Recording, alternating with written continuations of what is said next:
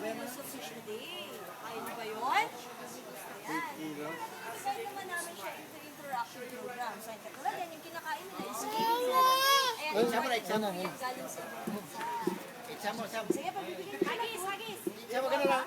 Lakasan mo, Lex. Lakasan mo. Sa kanya. Ah. Sam. Ang hina. Lakasan mo, Sam. Lakasan.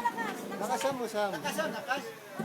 Yan. Tulad nung kay ate, oh, this time, wait lang ha. Almost like, mag-aas tayo sa kanya ng behavior. Oh. Sige, ate, baba mo muna. Baba mo muna. Baba mo muna yung fish. Para sa mag-aas tayo sa kanya ng behavior. Ang i-aas natin sa kanya is yung vocal. Saka si Cory. Di ba yun? Sige, gagawin nila. Masabi ng gano'n na gano'n. Okay? Lex. Actually, 1, 2, 3,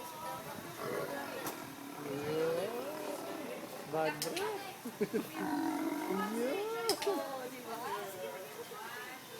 Sam. Lakasan mo, Sam. Lakasan mo. Sa malakas. Uy. Sige, Sam. Lakasan mo.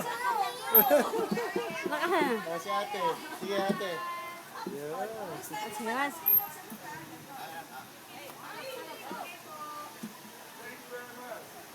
Sam, huwag mawakan yung hair mo, Sam. Yung fish. Sige.